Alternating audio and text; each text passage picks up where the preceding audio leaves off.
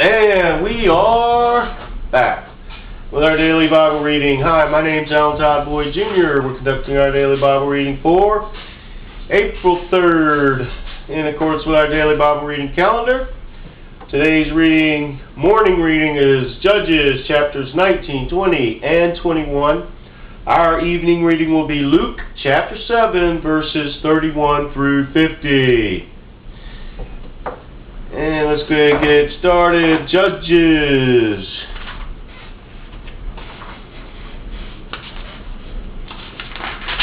Judges chapter 19. And it came to pass in those days, when there was no king in Israel, that there was a certain Levite sojourning on the side of Mount Ephraim, who took to him a concubine out of Bethlehem, Judah.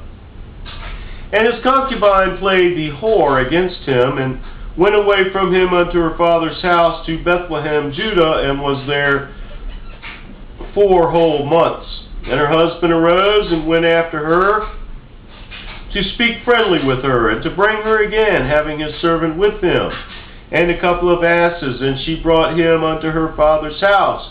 And when the father of the damsel saw him, he rejected to meet him. And his father-in-law, the damsel's father, retained him, and he abode with him 3 days. So they did eat and drink and lodged there. And it came to pass on the 4th day, when they arose early in the morning, that he rose up to depart. And the damsel's father said unto his son-in-law, Comfort thine heart with a morsel of bread, and afterward go your way. And they sat down and did eat and drink, both of them together. For the damsel's father had said unto the man, Be content, I pray thee, and tarry all night, let thine heart be merry. And when the man rose up to depart, his father-in-law urged him, therefore he lodged there again. And he arose early in the morning on the 5th day to depart, and the damsel's father said, Comfort thine heart, I pray thee. And they tarried until afternoon, and they did eat, both of them. And when the man arose up to depart, he and his concubine and his servant, his father-in-law, the damsel's father, said unto him, Behold, now the day draweth toward evening. I pray you, tarry all night. Behold, the day groweth to an end. Lodge here, that thine heart may be merry, and tomorrow get you early on your way, that thou mayest go home. But the man would not tarry that night, but he rose up and departed, and came over against Jebus, which is Jerusalem. And there were with him 2 asses saddled. His concubine also was with him. And when they were by Jebus, the day was far spent. And the servant said unto his master, Come, I pray thee, and let us turn into this city of the Jebusites, and lodge in it. And his master said unto him, We will not turn aside hither into the city of a stranger that is not of the children of Israel. We will pass over to Gibeah. And he said unto his servant, Come, and let us draw near to one of these places to lodge all night, in Gibeah or in Ramah. And they passed on and went their way, and the sun went down upon them when they were by Gibeah, which belongeth to Benjamin. And they turned aside thither to go in and to lodge in Gibeah. And when he went in, he sat him down in the street of the city, for there was no man that took them into his house to lodging. And behold, there came an old man from his work out of the field at Even, which was also of Mount Ephraim. And he sojourned in Gibeah, but the men of the place were Benjamites. And when he had lifted up his eyes, he saw a wayfaring man in the street of the city. And the old man said, Whither thou goest? Or whither goest thou? And whence comest thou?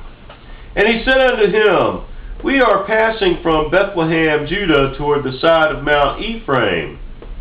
From thence am I, and I went to Bethlehem, Judah, but I am now going to the house of the Lord, and there is no man that receiveth me to house. Yet there is both straw and provender for our asses, and there is bread and wine also for me, and for thy handmaid, and for the young man which is with thy servants. There is no want for anything. And the old man said, Peace be with thee, howsoever let all thy wants lie upon me, only lodge not in the street. So he brought him into his house, and gave provender unto the asses, and they washed their feet, and did eat and drink. Now as they were making their hearts merry, behold, the men of the city, certain son of Belial, beset the house round about, and beat at the door, and spake to the master of the house, the old man, saying, Bring forth the man that come into thine house, that we may know him. And the man, the master of the house, went out unto them, and said unto them, Nay, my brethren, nay, I pray you, do not so wickedly, seeing that this man is come into mine house. Do not this folly.